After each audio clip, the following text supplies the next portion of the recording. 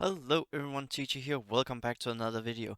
Today we're gonna look at some chapter 3 and some more stuff, and you're gonna hear some deep thoughts on Gandalf, Thorin's company, and what more. So if you're ready, let's take a closer look.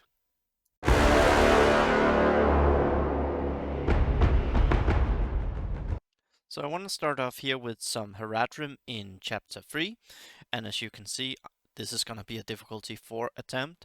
And the reason for that is some people did comment on it, like they could score above 900k with them. So I figured, let's try.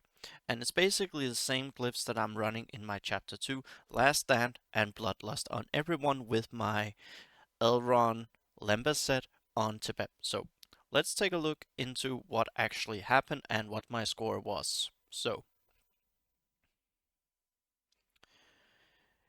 luckily, the first thing that happens is Bekelu being marked. If it had to be someone else, I would actually have gone with Yef2 maybe. So here, last stand triggered. A little bit sad we couldn't get through it, but oh well. We do some turn meter reduction.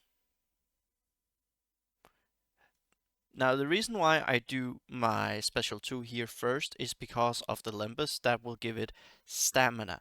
The stamina on the heal is nice, but it's not as needed for the time being. So sadly we have to go over there. Now here, this is what I go with. I go with the fire starter because it can grant advantage and eagle eye. That means it's a massive amount of damage and I don't want that. Plus it's actually pretty easy to kill. Also it affects a blind. So that's actually my first one that I want to hit. So here we had the unbreakable pop, so pretty lucky, and that means we have the heal here. So we just go like this. And look at this, now we actually have a nice little reduction. Or no, sorry for that. I have some turn meter and I managed to kill off one stack. So the next thing I want to do here is kill the Skull Crusher so I don't get an actual swipe on me. Luckily there's nothing there, and here we got the Haradrim proc, and look at that. Due to that assist, it procs Last Stand, and that is just so massive. And then they swap back there. Now, this was really lucky. This could have gone either way. So this was the first RNG part. You could say it's the second RNG part or third, but that was probably the biggest one. So here we go. We get this done. Then we swap around.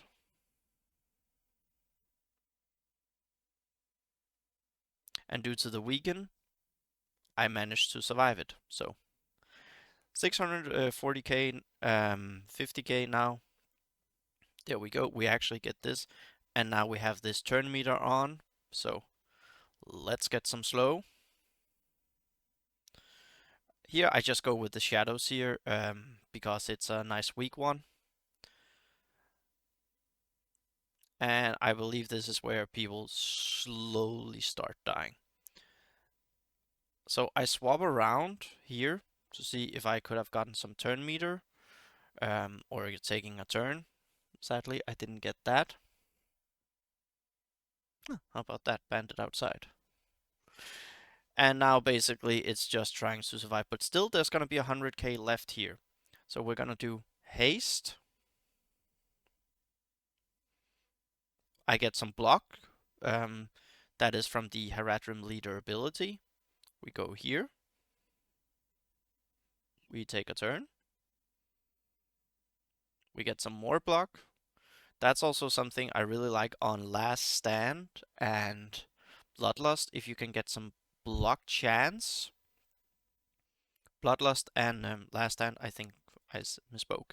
But yeah, that is actually what is really good. The fact that if you can get some block, because it works on every single team. So yeah, pretty nice here. I mean, over 1 million, I'll take it. So if you're ready, let's go ahead and take a look at something else. So what I want to swap over into is actually the Fellowship talk. I know many people talk about Gandalf and how awesome he is, and I'm totally agreeing with that actually. If you have these two leveled up, then get ready to level Gandalf because he's really, really good even at a 5-star. If you can get him to gear 8, even that is just amazing. Swag has actually done a pretty good guide on this. I suggest you go over and check his guide out after you're done watching here. So for me at the moment, I'm not building Gandalf, and the reason why I'm not building Gandalf, I'll get back to in just a moment. I am gonna build one of them. I'm gonna build Gimli first out of these three. I believe we get Fellowship members soon, probably February or March. That's my ideal guess. And if I were to say, I don't know which one, but it's a 50-50, so let's say March. Gimli, I'm gonna build because he has might when he can retaliate if someone gets hit from his passive, so that would be really nice on the cave troll and also on the Balrog that he can inflict weaken maybe several times. Um, he can gain might and he can inflict weaken here, which is actually high damage and it's a 2-turn. But here, this is what I'm really thinking about, and that is swapping in with Thorin company. Gain 2 stacks of provoke, gain 1 stack of defensive. And then here he grants defensive to the most wounded fellowship or dwarf member. Gain regen for himself and a squad member who's most wounded. Another provoke stack, another regen stack, and duration. So a total of 4 provoke stacks, but also the fact that he can grant defensive to dwarf members and some regen. This is pretty nice. And it's also gonna be well for when I am building into a fellowship team. So I'm gonna be building him. Legolas is also nice. I know many people talk about it, but at the moment, light and the materials that I need, I don't have the time to build him. So the next thing I want to swap over into is actually dwarves. So we're gonna talk about it here. I decided to go and upload Balin, and that really helped my chapter 4. I'll show you that in a few moments. These are basically almost built. I just basically need to do his basic. And then I'm actually gonna leave Feely and Keely a little bit. Or maybe I'll finish off Feely because he's gonna be 7-star. I might finish his his passive, just so it's actually done and I don't need to go back and redo it. I could probably do that. And then the next thing I want to swap over into is actually Bomber. So the reason why I want to swap over into Bomber is because I'm going to start gearing him, and also the fact that he grants something that I believe is really, really vital for the dwarves in both Chapter 1 and Chapter 3 to work. And that's where I need some score increase. Haste, 2 turns, inflict disrupted, especially on, well, basically Chapter 3 disrupted is really good. Can also work on the cave troll.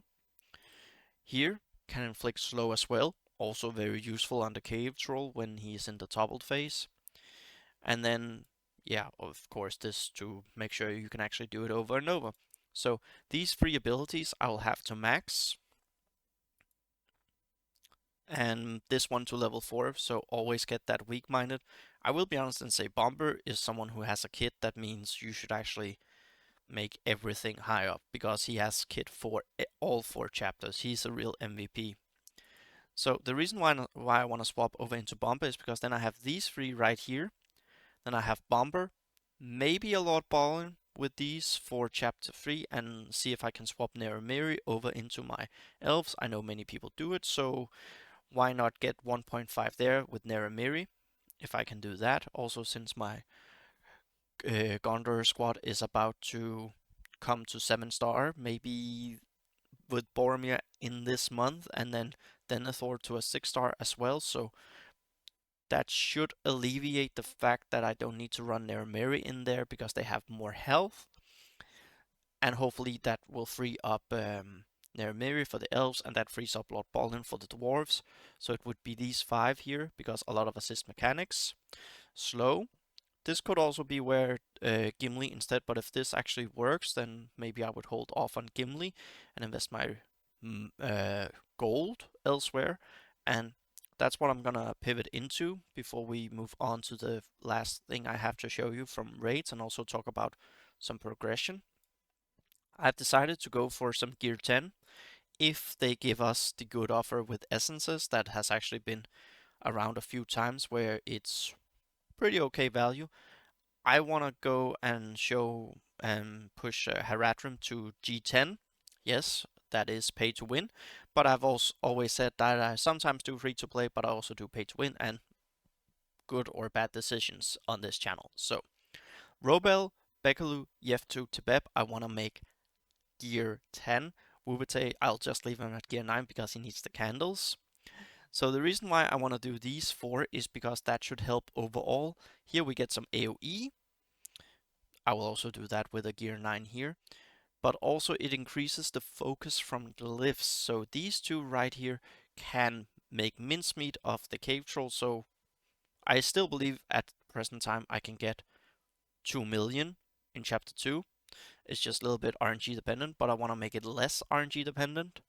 And also I want to swap back over here and work on I want to work on Bekalu, her special 1. So it's 2 Banes that are cleansed, and also more boons for more damage. I think just this one might actually be enough for the cave troll.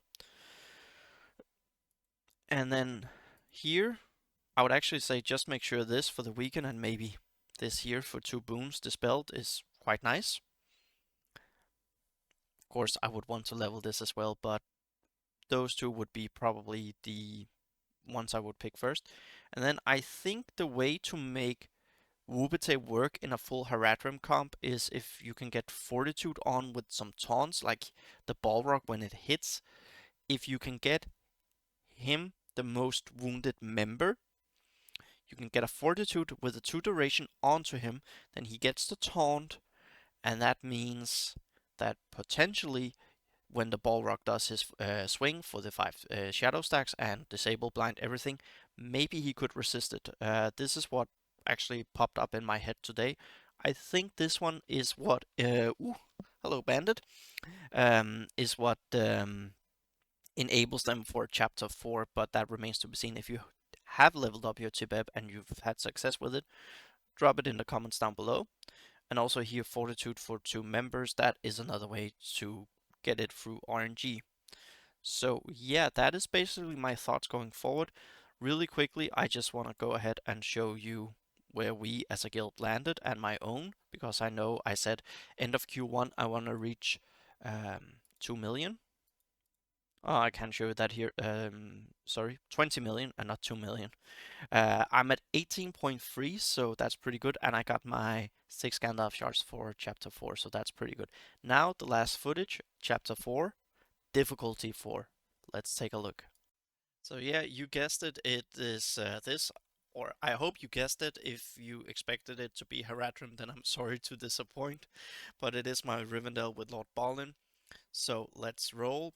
Balin is level 60, 4-star, gear level 5, and I've just put into his special 2, level 4. So nice that we get the resistance. As you can see, this is actually a run where I don't even crit on my opening move.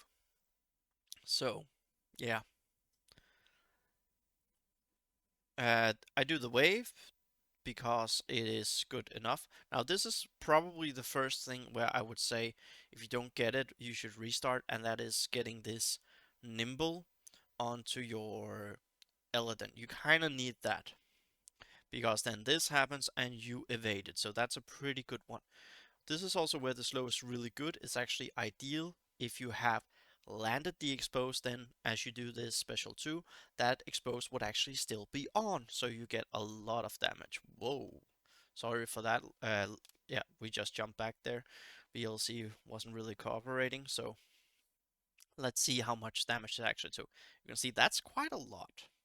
And that's the reason why I do his Arwen special 1 is honestly just to get the turn meter so I have my special 2 that sooner off cooldown. Now this is really nice points to get. Here we have resistance due to fortitude from Elrond, so pretty vital. That's also really good to see, the fact that you can get that done. And then we just go like this. Sadly, nothing there. Luckily, we don't get the blind on these 2 members, so that was also a big RNG moment because that means I can get through that. Now, the reason Why I didn't cleanse there is because this is basically the best way for me to reset. So I have it on in case he does something here. I know there's a way to calculate it, but honestly, I'm not counting everything when I play. So here, luckily, I didn't get a burn stack there. Now this is where it was a little bit sad that I didn't get it the way I wanted it to, with Ballin having his special 2, but it is what it is, and luckily we go like this. So again, there's a nimble, and also I got the I didn't land the expose, so yeah, that's pretty amazing, and somehow I feel I had a cat nearby. So basically the DPS check, I think I get into my I'm yeah, I get into the shadow phase here, sadly. It would have been ideal had it been a burn phase. Now, the only good thing here is if you only lose one, and then you could revive that person. Ideally, I would say Arwen, probably for me, would be the ideal one to lose. So let's get the heal up. And sadly, there goes Lord Ballin. Really, really sucked. But this was the first raid where I attempted difficulty 4 with this squad. So before, I had attempted last raid, but I just couldn't do it due to Ballin being level 40. I didn't get enough out of it. So that was a pity. Luckily, there was some resist there because I just done Arwen special too, so that really, really sucked. Here, I was actually starting to get worried. Luckily, immunity did help me, so a good thing that I used it. But yeah, I was starting to get really, really worried if he would enter a second form of what's it called? It is, oh yeah, here by the way, look at this. That was the RNG moment. I was worried he would enter second shadow form or just flame form before I got the flinch, because then I would have had to restart. But luckily, due to the retaliate, it was 20 and then it was my turn, and there was just enough damage there. So I think I end up at 1.2. Let's see here what happens. Yeah, I still get some. Yeah, I still get some damage down. Now this really, really sucked.